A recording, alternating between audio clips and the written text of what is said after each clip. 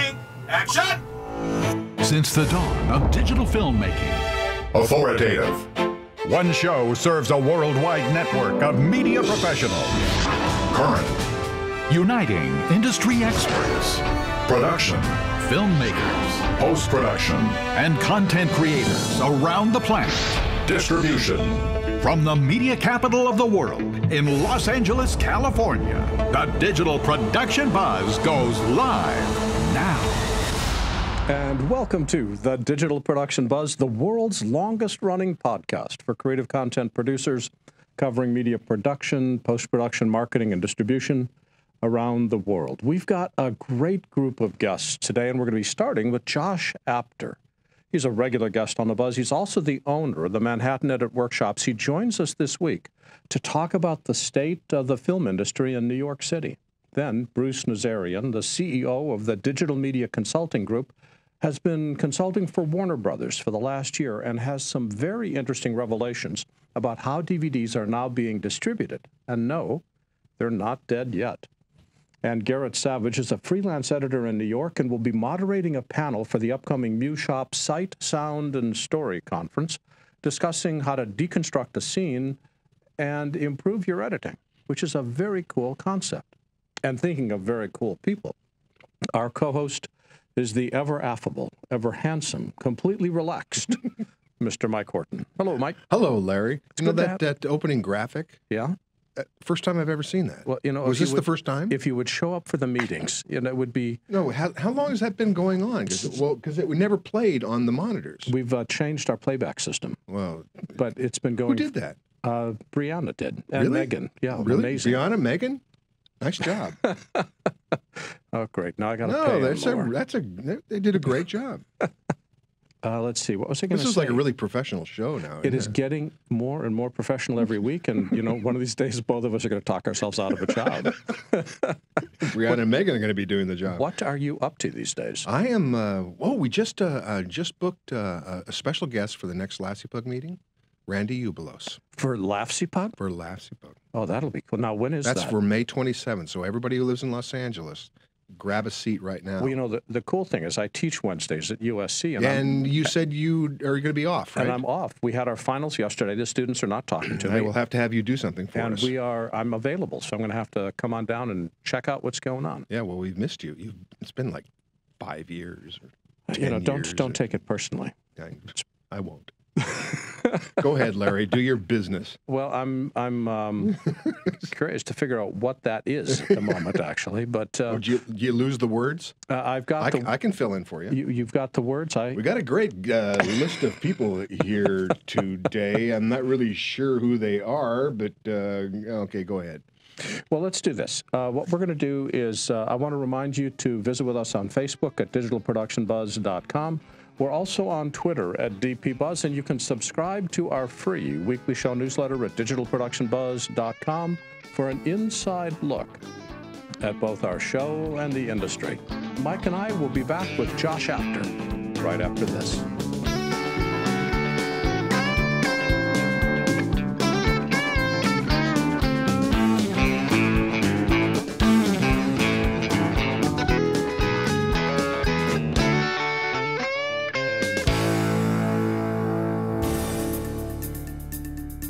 I've got a ton of brand new training videos showcasing all the new features in Final Cut Pro 10.2, and they're all available today.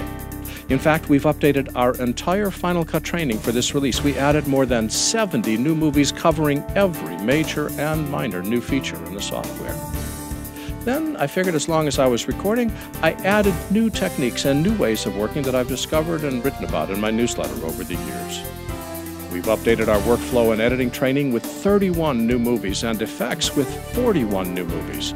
This makes our Final Cut training the most comprehensive, most up-to-date, and most affordable way to learn everything about this amazing software. It's quick, it's easy, and it's complete.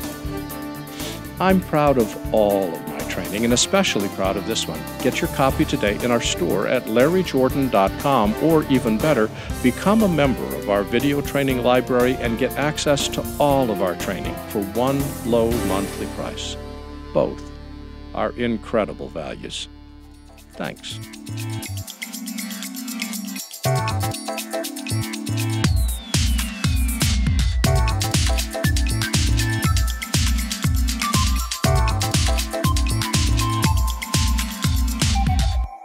Josh Apter is the founder and president of Manhattan Edit Workshop. This is a training company based in New York City. He's also the go-to guy for all editing news in New York, and he's going to be hosting the upcoming MEWshop Sight, Sound, and Story Workshop. Josh, what does the Manhattan Edit Workshop do? Well, we do a brick-and-mortar version in a way of what you do in your Final Cut training videos. We teach people the art and technique of film editing. We're an Apple Avid, Adobe, Autodesk, and Blackmagic Authorized Training Center in Flatiron. So we started off sort of just doing the Apple Final Cut Pro thing and have now blossomed into picture, sound, graphic design, you name it, and just keep on growing. So I couldn't be happier. Well, that's, I think, a really important point. One of the things that we saw was a huge shift in the market probably 5 years ago, where people just didn't want to show up for face-to-face training. They wanted to have more online and watch it at their own time. How are you getting people to come and attend training for instructor-led classes? I think it's the fact that the instructors are all naked when they train. I think that's a huge draw. And all grossly overweight. It's horrible. No, I've always been a fan, and the way that I learned personally was I really needed to lock myself in a room, turn off the phone, the internet, and just really focus on training. I tried learning things from DVDs and books and whatnot, and I'm too easily distracted. I do think there are people out there for whom learning online and learning, from a book and these sort of things are great.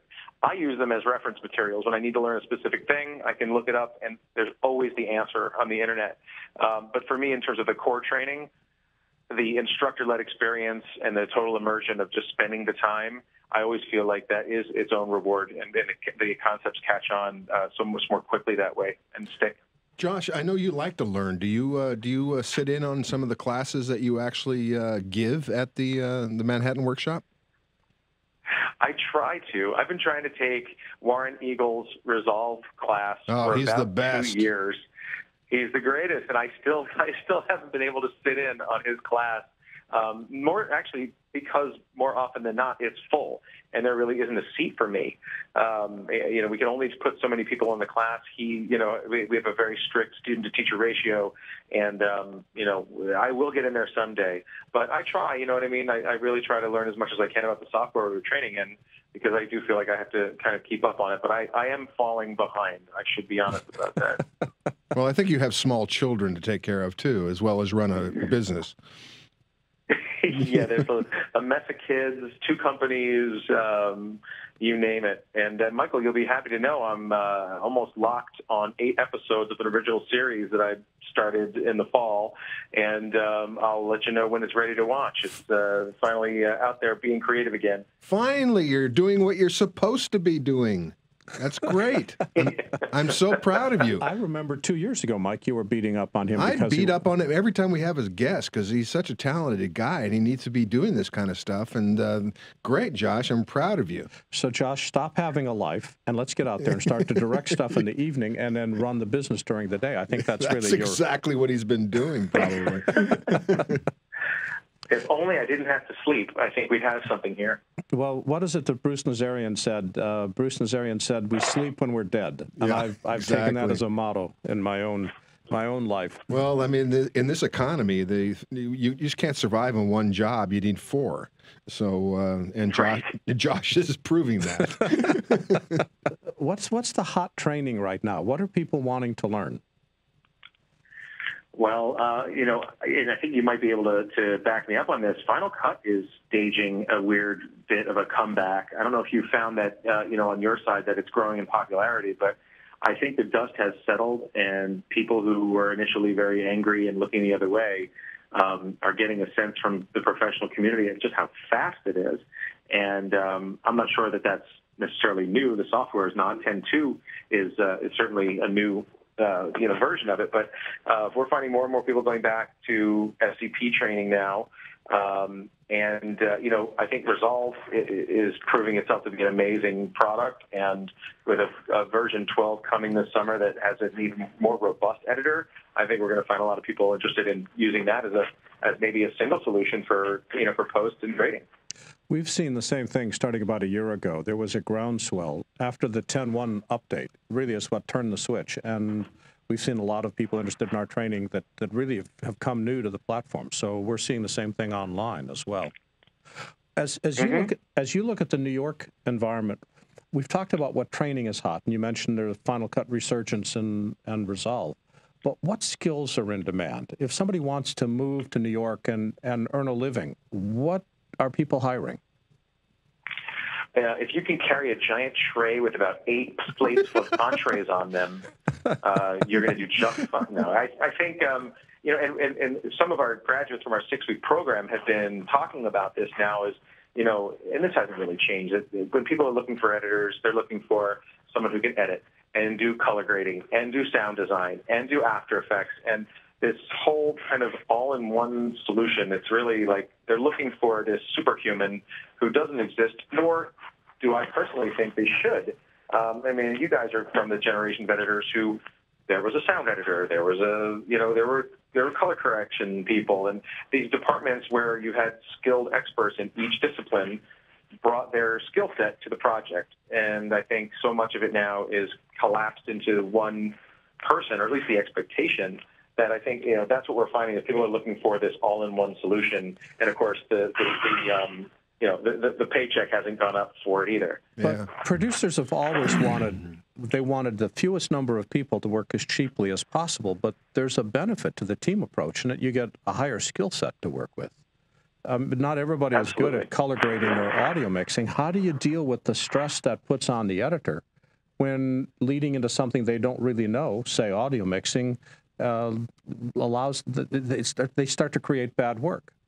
Yeah, and what we teach in our 6-week class, because these are people who are really, studying, they're taking 6 weeks out of their life to study, the technique, the aesthetics, the history, and we do address the basics of sound design for picture editors, which is laying out your tracks in an organized way, light EQ, laying down beds of ambience. There are basic things that I think any picture editor would be expected to do now, because when you're screening a rough cut, I still think there's the expectation that it's a full experience. You don't want somebody to get pulled out because there's a sound effect missing, or the ambience changes from cut to cut in a dialogue scene. So there are those things that I think those are necessary. But even then, when you bring it to someone who really does sound design and you hear what they do and how they elevate the experience, it's like night and day. And that's where I feel like the divide is. You really shouldn't be trying to take something all the way to air or to release as a picture editor. As we look at New York and the media industry in New York, the very first thing that comes to mind is commercials, and the second is news and live television.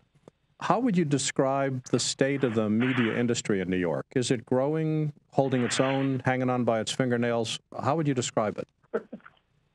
Well, as long as there is a reality show about food or tattoos or cars, you're going to find work in New York. It's a big, big reality town.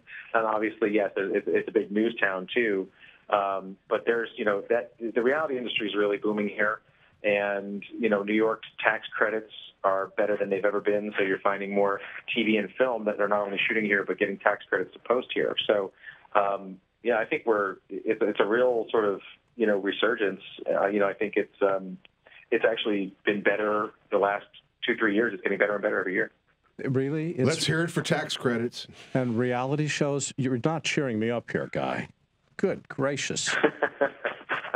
Well, it's a great training ground for any sort of editing, I think. I mean, cutting nonfiction is, its own discipline, its own, skill set. But I think that you can really apply some of that to any kind of editing. So, I think it's all valuable. You can learn from cutting, weddings and, and bar mitzvahs, things like that, if you're really looking at it the right way. Do you watch reality television? Do you have a favorite reality television series that you are loyal to and you watch all the time?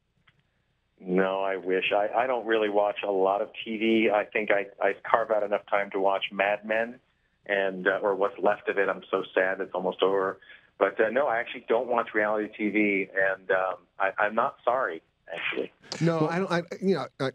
No, I love talking about reality TV. Sorry, Larry, but it's I think the editors on reality television, especially the good ones, especially some of the network television ones, do such a good job of holding our attention through these really goofy contests that they deserve a lot of credit. My sense is if you can find a story in reality television, then you're a superior editor there. You know, yeah, exactly. These people take a lot of stuff and turn it into a story, and it's incredible.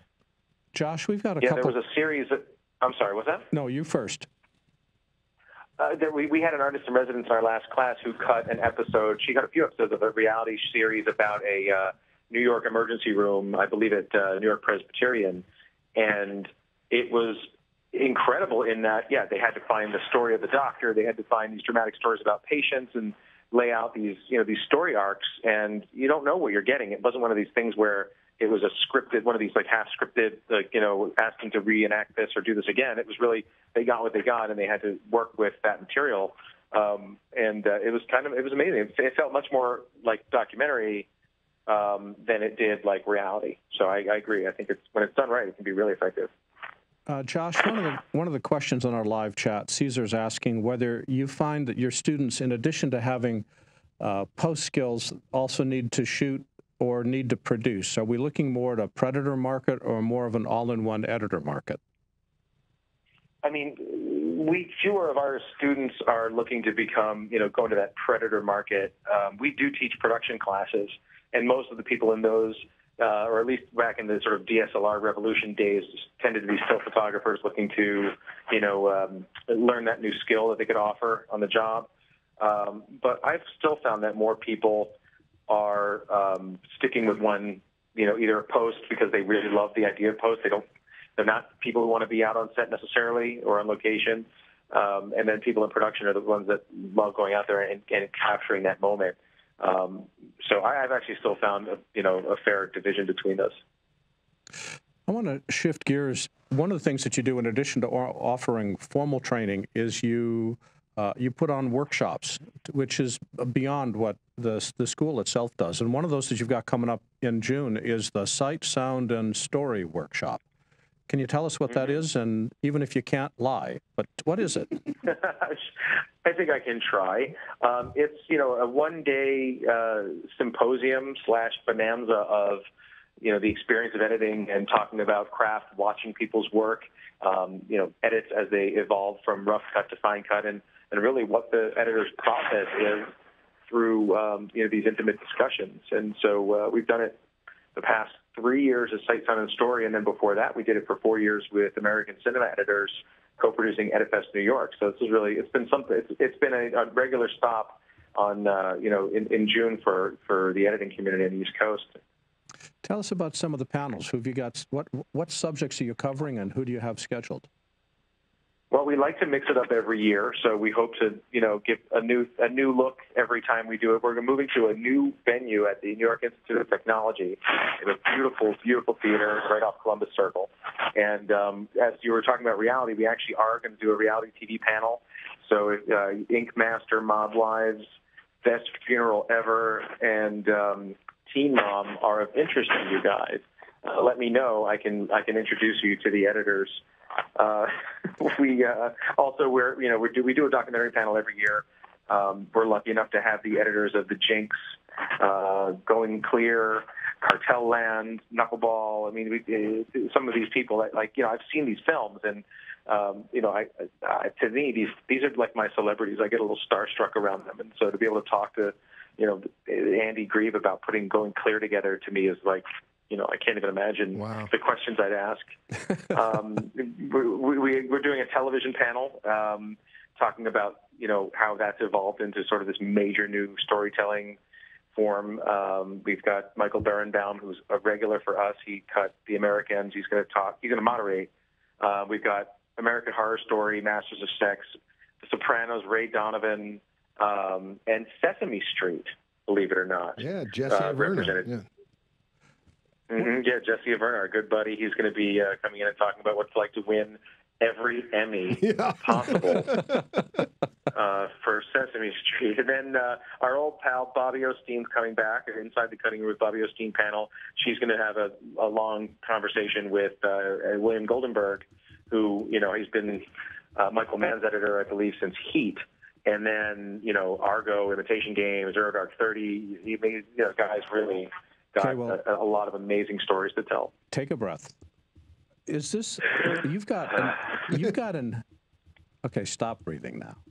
You've got an A-list group of people at the show. Is this somebody that only high-level professionals should attend, or you only have seats for like 20 people, or who should attend this? Actually, we get a very interesting mix of professionals and, colleagues, contemporaries of these editors. And then we have people who are coming from schools who are, studying, they're film students or students specifically of editing, who look at this as this is a real treat for them to, you can't learn some of this in a textbook. The actual interaction, and of course to watch the scenes evolve in the clips that they show is, it's a very educational experience for people. And so we have students to film geeks and movie buffs to, their colleagues who are coming to support them at these events. And how are you pricing it? Well, for you guys, we're pricing it differently. The general admission cost is $89, but I believe with the code BuZZ15, don't quote me on that, I better find out what it is, because I asked Jason before I got on the call tonight what the code is. It's BuZZ15, lowercase, BuZZ15, and that'll get you in for $20 off. Wow. Yeah, and that also includes like an open bar and networking party. It's got booze and food, and that closes the show this year. So it's all the cheap wine you can drink, and all these panels for that price. That is very cool. The code is BuZZ15, BuZZ15, and it's $89 for people that are not clued into the discount, and that's an amazing lineup of speakers. That's so cheap. Michael, how come you don't have your super meats that cheap? Yeah, why don't I have those super meats that cheap? That's why we don't make any money on the super meats there, Larry. Because we're not as smart as Josh. That's it. Josh, where can people go on the web to learn more about where to sign up and register? Sure. Well, it's very easy. SightSoundAndStory.com. Lay out the entire thing. Gives you the schedule, events, location, how to register, all the particulars, and a brand new intro video that we just finished about a week or so ago. That I have to tell you, the guys at the office did a great job. And really, Josh, really beautiful piece. Josh, thank you. That's SightSoundAndStory.com. Josh Apter is the founder and president of the Manhattan Edit Workshop and sponsor of Sight, Sound, and Story. Thanks for joining us today. Thanks for having me. Thanks, Josh. Bye-bye.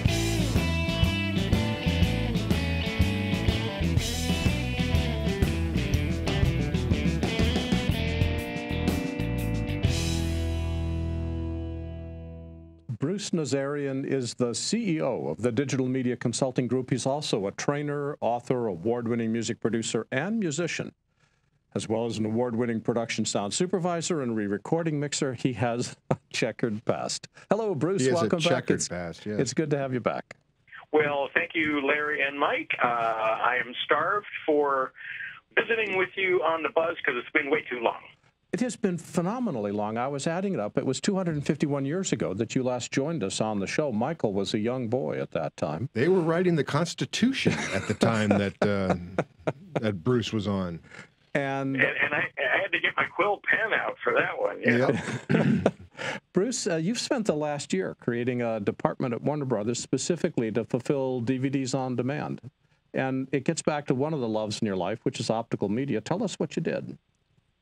Well, the long tail phenomenon that I'm sure your listeners are familiar with, which is there's continuing life in a lot of content, but not necessarily enough to justify a very expensive upfront cost for DVD replication.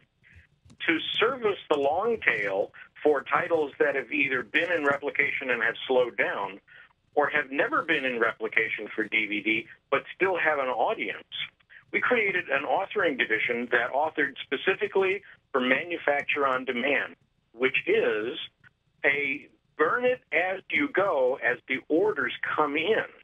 Wait a minute. Burn as you go, but that means that you're not replicating anymore. It means that you're burning, and the media is not the same between replication and burning a disk. It's more the same that you might think, because there is a secure burning process called QFlix that embeds the CSS content protection into a recorded piece of media. Could you spell that? Because I didn't quite get that. QFlix? Yes. Yes, QFLIX. Wow. Now, tell me more about this, because one of the things that I've grown up learning, because you taught me everything I know about optical media, is that with the stuff that we burn, we're working with an organic dye, and with the stuff that's replicated, we're working with little holes punched into plastic, which last for, like, forever. Where does this new system fit in? Well, what we're trying to do is fill a need here that may not be for people that are going to collect these particular titles and keep them around for 1,000 years, but there is a market for titles that have never appeared on optical disc before, but for which the budget does not exist to stand the upfront cost of replication. So the balance is, let's author it in a simple form to get the content, which is the interesting part, right, out on an optical disc that can be ordered as necessary and delivered within a couple of days of the order. It manufactured on demand. Wow. And I mean, are they using $1 million pieces of gear to do this, or is it like an incredibly talented database system and standard replicators? Well, it's not standard replicators, because you can't standard replicate a single disk. What they've done is they have connected with a third-party vendor who has built a system to automate the production of these recorded on-demand disks. Wow. Based on fulfillment that comes in, orders that come in from a third-party vendor or the Warner Brothers shop, for example, or Amazon.com sales. And if you go to the Warner Brothers shop, there's close to 2,300 DVD titles online for sale, the majority of which are available as MOD titles.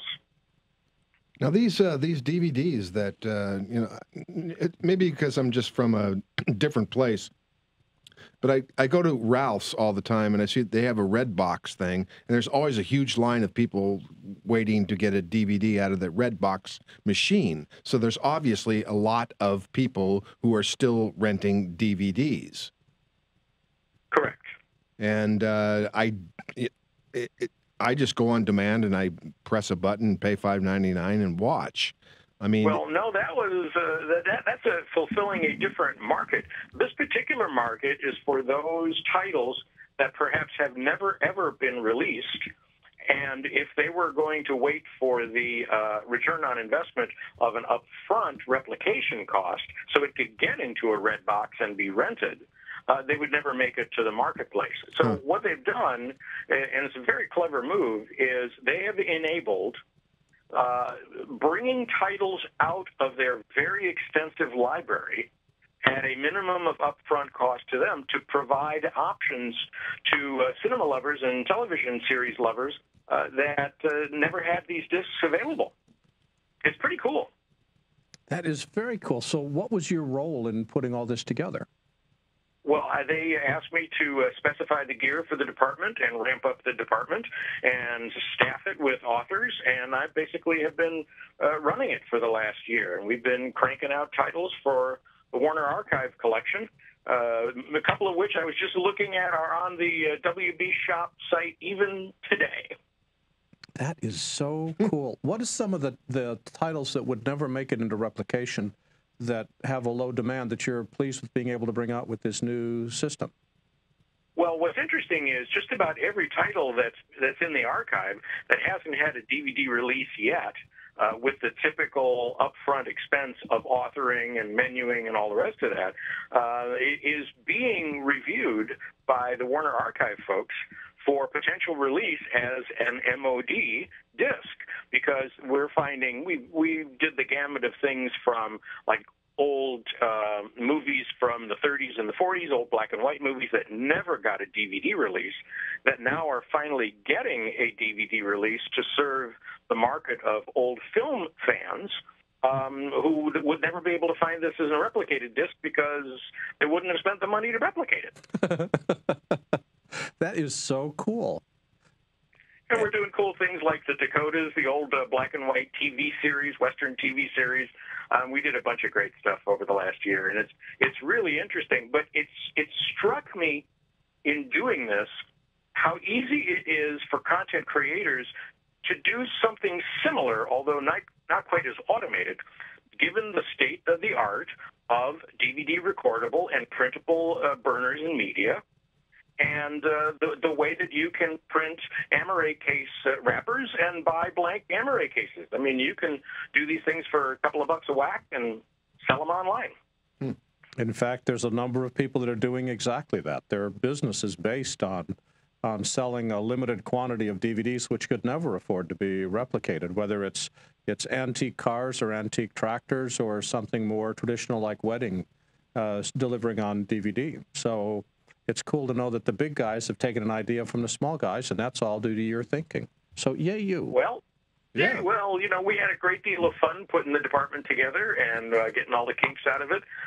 It's really exciting to work as part of the Warner Brothers team, and I had a great time. And I'm happy to be back amongst the independent contractors now these days. So that gets me to my next big question. What are you working on next, now that you've finally got Warner Brothers on the straight and narrow?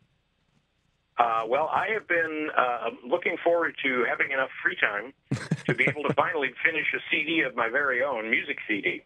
Oh, so that's right. I'm involved with the beginnings of putting together a CD project that I'm calling Long Overdue, for obvious reasons, and getting together some very serious musician players to help out with this. Yeah, we should note that even though Bruce has been very busy with Warner Brothers for the last year, he has never, ever, ever stopped doing music.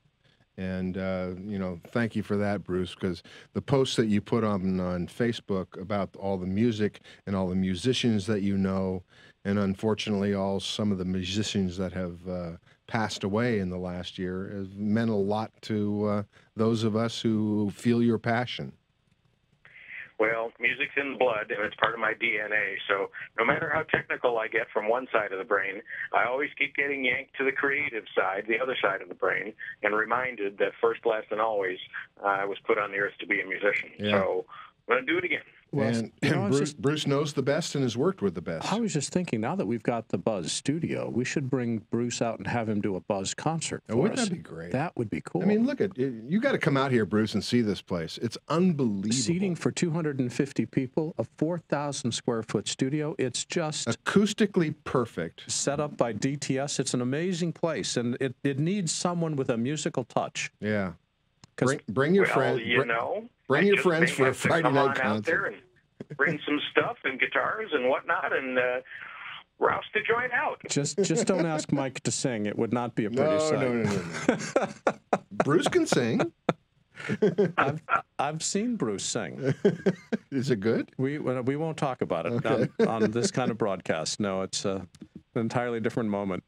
Bruce, for people that are interested in learning more about what titles Warner Brothers has, I know you're independent now, but where can people go to learn about what Warner Brothers is offering on the web?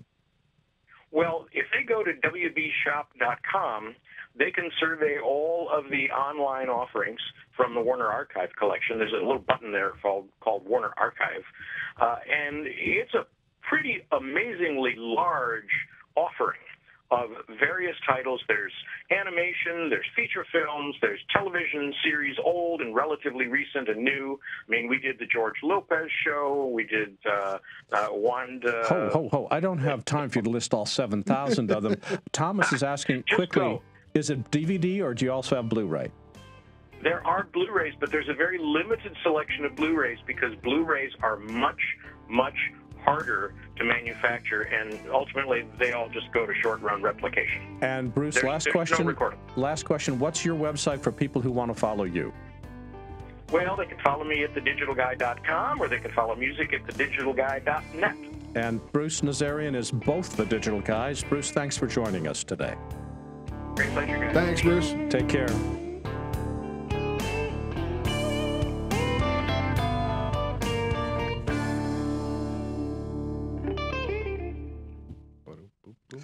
Garrett Savage is a documentary film editor whose work includes My Perestroika, which premiered at the Sundance Film Festival and won the Peabody Award, as well as HBO's How Democracy Works Now television series. There's a comma in there somewhere, and I'll figure it out in just a minute. He's also the co-founder and president of the Karen Schmeer Film Editing Fellowship. And Garrett, hello, welcome. Hello, guys. How are you? Good. We are doing just ducky in here. Ducky. What's Good. That's a Wisconsin word. Well, were we not talking about Sesame Street? Yes, I think so. All right, so we had a duck in Sesame Street, and Garrett is from New York, and I wanted to try to use a New York colloquialism to make him feel at home. Ducky fit right in. I think was listening to an interview with Dick Cavett was saying a few years ago how he's tired of them. He wants it, eliminated from the English language. So I think you found a nice replacement. I'll start saying ducky more often. The world would be a better place if ducky was used more frequently. Garrett, what got you started as an editor? What got me started as an editor? I went to school. I studied film at UC Santa Barbara and made some films, enjoyed the editing part of it. I moved to LA, and I really had no idea what area I wanted to go into. And just PA'd and tried to meet a bunch of people and was miserable as an office PA on a TV show. And the assistant editor said, why don't you come over here, take a look at what I'm doing? And she brought me into this room, this dark room with the curtains drawn, with a coffee maker and a little refrigerator. And it was actually Lightworks. And it was this calm place, so different from being on set or in the production office. And there was the footage that they shot the day before, and I found that to be so exciting. And so Sandy Grubb was her name, and she helped lead me into the world of post-production, and that's what really got me involved professionally into it. And then I ended up, what did I do? I cut I got lucky. My first job was cutting a friend's independent fiction feature film. And then from there, I got hired at a trailer company in Los Angeles and cut trailers. And then on and on from there, I moved to New York, and I got involved in commercials and was an assistant editor on that, and later documentaries and promos. I've cut promos for AMC and IFC and USA and feature documentaries. So I've done worn a bunch of different hats in the editing world. Do you have a preference of what you enjoy cutting? I feel pretty lucky that I'm able to go back and forth between feature documentaries and promos is usually what I'm doing. It's a nice way for me to not get stuck in a rut and to exercise different muscles.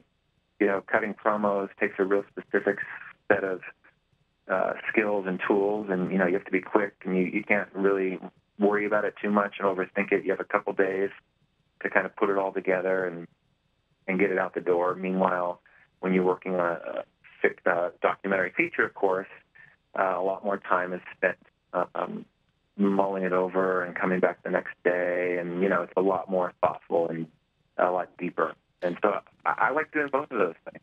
You say you got a couple of days to do a promo. Any tips for us in finding the story and how to do a promo in a couple of days? Sure. Yeah, get a good producer and have them tell you what to do. Good answer. And but if you don't have that, I don't know. It really depends. It's no, wait. Hold it. Stop a second. Back up. Yeah. You're cutting a promo of an existing show. Why is the producer important at all? So the way it works in promos is, you've got the network. Let's say it's IFC, and they've got a show, and Portlandia, let's say, and they're trying to promote the show. So they sort of give an assignment to a producer who has to write a script, whether it be a voiceover. Maybe there's no words or no voiceover, but there could be title cards or a voiceover or something that says something witty or provides some kind of hook and contextualizes the footage that you're going to put in that 30-second promo. So they usually come up with that, and they may even select a piece of music because as a freelancer, sometimes I come in and I don't know what the network's current style of promo is. So usually the producers are the people who are keeping that consistent. So that's some of it. Does that make sense? Yep. So basically the producer is acting as both the writer and the guide to make sure that you stay consistent with the other promos the network's creating. Exactly. And so a lot of what they do is come up with the really, sometimes brilliant approaches to, pitching this program or this episode to the audience. And then as the editor, you come in and they probably don't know how to execute it, or they may have some ideas. But what I find exciting is to come in and have that intense collaboration where they're dependent on you to say, all right, here's what I want to do, help me make it happen. And of course, as the editor coming in, you got to remind yourself to not say no. That's not going to work. Right? That's often our first reaction is like, are you crazy? There's no way. And we only have 2 days. And how are we? So I have to keep that at bay and just say, yeah, all right, let's jump into this and make it happen. Well, you mentioned... And so I was joking, but it's true. If you have a great producer and somebody who's got a bunch of ideas, then that's great. And oftentimes as a freelancer, you establish a relationship with those people, and they call you back on, whatever network, if they're freelance, whatever network they're working for. How so often? That's kind of how you get hooked in. How often do you come into a situation where you're doing a promo and you know nothing about the show? And how'd you get that gig? Well, again, at a place like IFC, they have a bunch of different shows, right. And they have some staff editors, but then their staff editors are all booked, and then there's maybe there's a special that's coming up, or there's more material, more promos that need to be cut that they don't have the staff for, and so quite often you come in and you may just have to. It's a 30-minute show, right? So you could spend your first 45 minutes of work just watching that show and becoming familiar with that episode. And then and then lots of times they'll say, hey, check out these old promos we did to get an idea for the style and the flavor of it. And you guys mentioned crediting earlier when you were talking to Josh. A lot of times, more and more, I find myself in a crediting position where they say, here you go, make it happen. And those are definitely more stressful than when you don't have a producer. Well, thinking of stress, there's two other things I want to talk with you about. But one thing, you're a freelance editor in New York. How do you manage to survive as a freelance editor? What are the challenges? It sounds like you're almost always in marketing mode, trying to find the next gig. I think there's a period for me, my own personal experience. I think there's a period where I was, but what I find really encouraging about New York, and lots of times people say, oh, you're an editor, why are you in New York? Why didn't you go to L.A.? But I find there are so many content, there's so much content in New York that's just needing to be edited. But every week, every month, I find out about new places that I've never even heard of that are hiring freelance editors.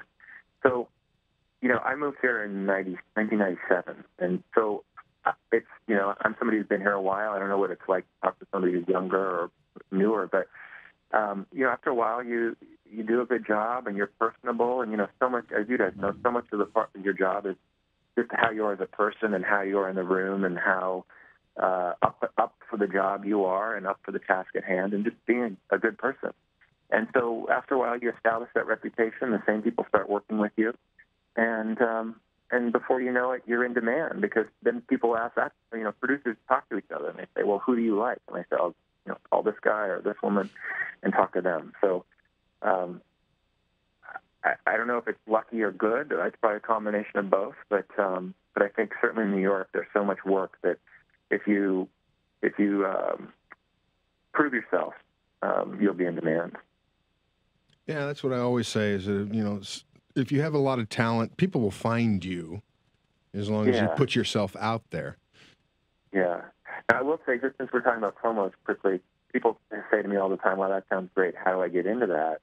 An established editor will say that, and I just sort of shake my head sometimes because I feel like most promo editors are hired from within, and they start out as maybe a PA running tapes, back and front tapes, running whatever a PA does nowadays, and they just sort of work their way up. They're an assistant, or they're digitizing or organizing footage at night. Digitizing speaks to my age again, but and then they work their way up, and they get, oh, you know what?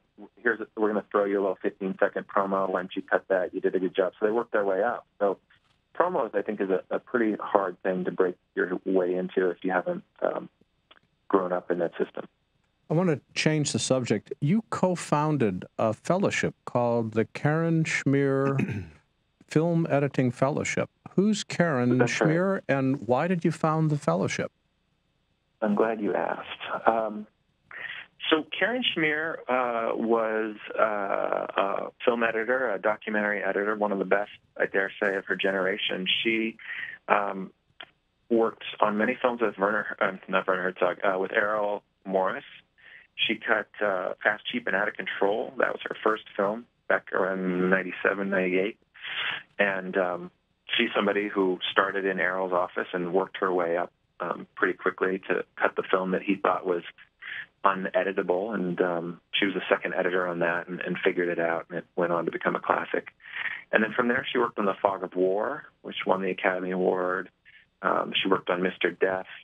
She worked with Rob Moss on The Same River Twice. She cut 13 films, and 8 of them, I think, premiered at Sundance. And besides all those accomplishments, she was just an amazing person and really the best friend somebody could have. I met my wife at a dinner party that she hosted, and just a dear, wonderful person.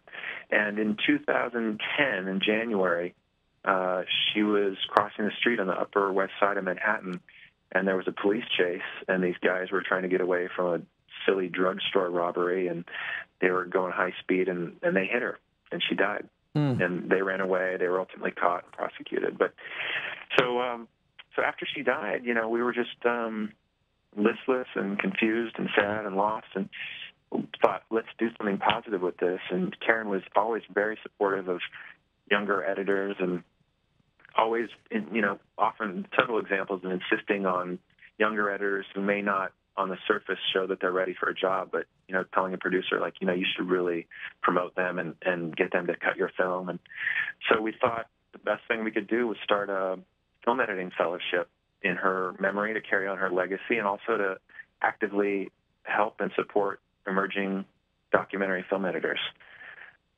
So, well, congratulations to you, because Karen, a lot of people still talk about Karen, and I've had conversations with Jenny McCormick about Karen over at ACE, and so thank you so much for doing what you're doing. Yeah. So I can, I'll tell you more about it briefly. You can cut me off if I get too long-winded, but I just want to tell you kind of to sketch it out, and then we can tell people how they can apply and how they qualify. Go ahead. This is our 5th year. Sorry, go ahead. Go ahead. Tell us.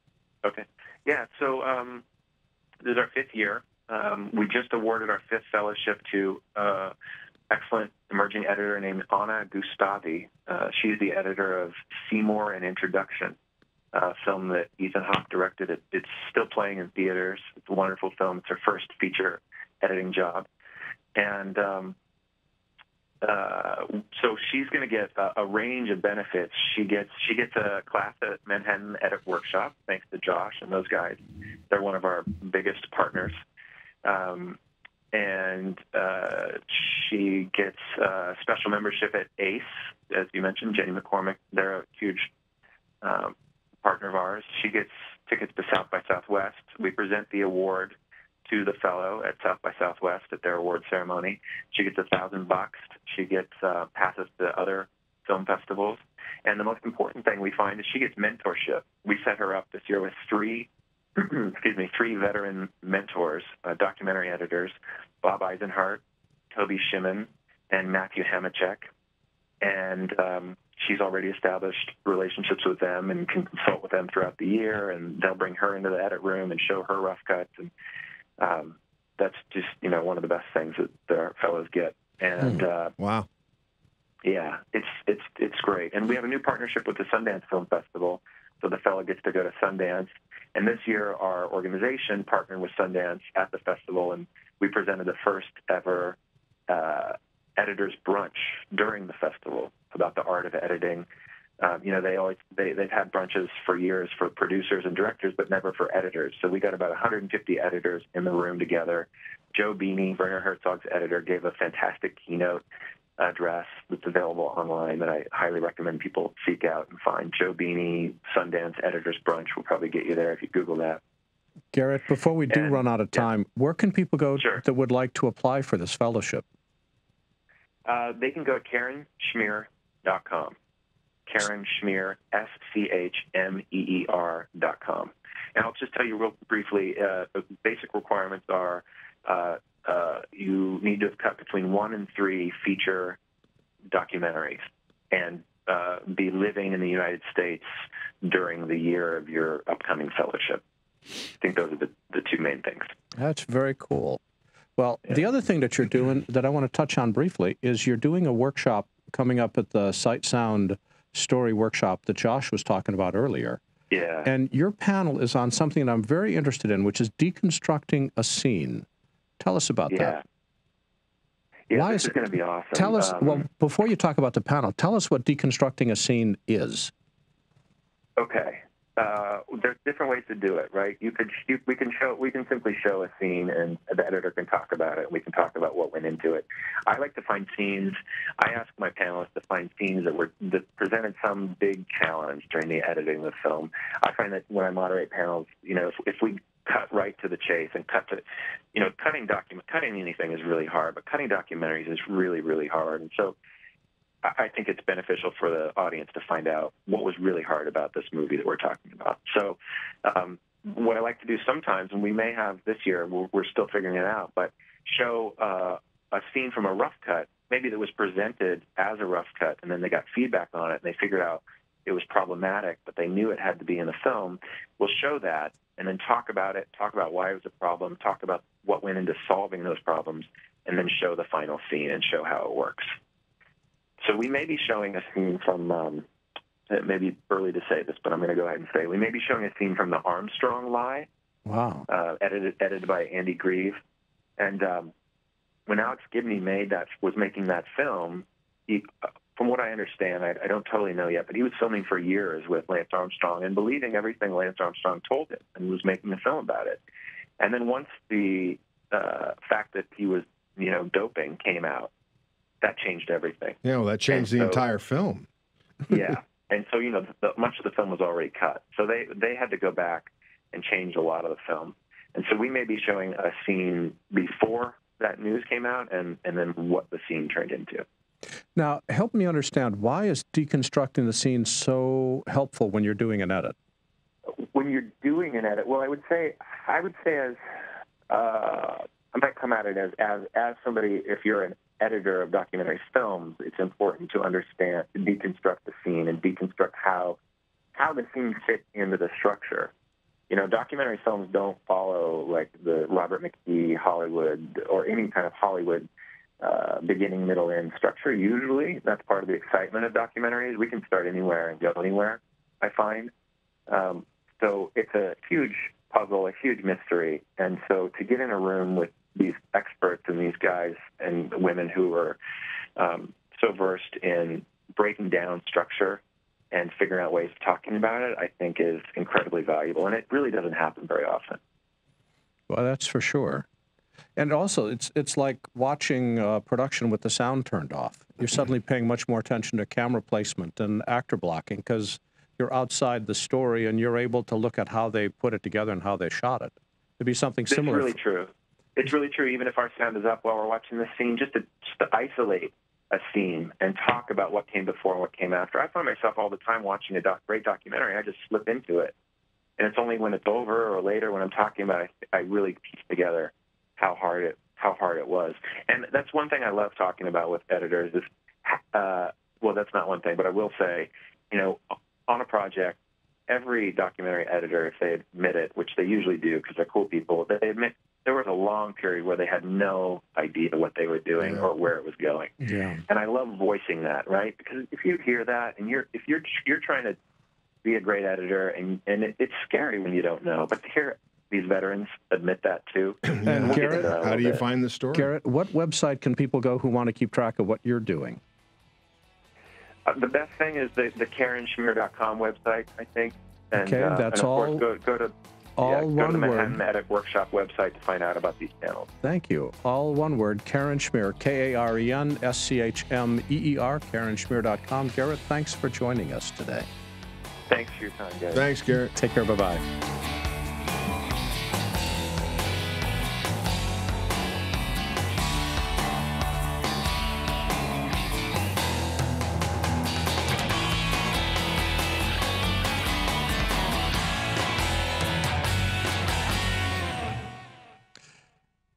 Mike, do you remember that conversation? I remember that. Yeah, it was... I usually don't remember yesterday, but I remembered that. No, I remembered Nollywood. One of the things we're starting to do is we've been doing the Buzz for more than 8 years. And believe it or not, you were a young child at that point. That's right. And it was, we decided to look back at some of the... I still got my hair, and so do you, as yes, a matter of fact. yours and mine is both glued on. And we Works thought well. it'd be worthwhile to look back 5 years and see how the trivia we had last week is a company that doesn't exist anymore. The industry changes that quickly. Really? Yeah. It changes every 6 months, let's face it. IBC and NAB, actually. Oh, I'd love to go to this Manhattan Edit Workshop thing. I'll fly you out, by the way. The Buzz has June got a 13th. large budget. You know, I'm not doing anything June 13th. I'll add you to the list. I want to go. It's a great group of editors, isn't it? It's only money. $89. Oh, I know that. It's just flying well, for you, there. I can save you 20 bucks if And I you got say buddies in New York with couches. So Buzz 15. there's no excuse. I'm going. Josh, save me a seat. Okay. And thinking of saving a seat, you got something cool coming. Yes, I do. Oh, we haven't really announced it, kind of, but we're doing a super meetup in the Bay Area on June 26th, alongside the Final Cut Pro 10 conference. But it's a separate event. And guess who we booked? I'm afraid to ask. Randy Ubelos. You get two for price I know. of one. It's like the Randy Ubelos farewell tour. It is. That's what I'm calling it because, he's retired from Apple. So I'm having him down here, and then we're going to bring him up there. We're going to bring him around the country so everybody can see him and say thank you and hi and all that kind of stuff because he hasn't been able to do this stuff since he was working at Apple. When's the meetup? 26th of June. And where can people And go? the LASIPUG meeting is this 27th of May. Yeah, the LASIPUG meeting And you're I will coming. meet you at. I will be there. Yes. And can people sign up? If you want to meet Larry here in L.A., can people sign up? yes, they can. Where? LASIPUG, LAFCPUG.org. I got to change that one of these days. But not today. And supermeet.com. And the guy that co-produces Supermeet is Mike Horton, that handsome dude right That's there. right. I want to thank our guest, Josh Apter, the owner of the Manhattan Edit Workshops, Bruce Coming to New Nazarian. York, Josh. Bruce Okay. Nazarian, CEO of the digital media consulting group, Garrett Savage, freelance editor based out of New York City. On the digitalproductionbuzz.com website, you'll find a history of our industry, hundreds of past shows, thousands of interviews, all searchable, all online, and all available. You can talk with us on Twitter at DPBuzz and Facebook at Digital. I'm looking busy. You are doing an incredible job. digitalproductionbuzz.com. Our theme music composed by Nathan Doogie Turner. Additional music on the Buzz provided by smartsound.com. Transcripts. Is Doogie? Really? Transcripts provided by Take One Transcription. Our producer, Serena Catania. Our engineering team, led by Megan Paulos, including Alexia Chalita. We will miss you, by the way. Ed Golia, Keegan Guy, will miss you too. Lindsay Lubert and Brianna Murphy. Is everybody leaving? Yeah, they're gone. What? Thanks for listening Larry Jordan, an associate. to the Digital Production Buzz.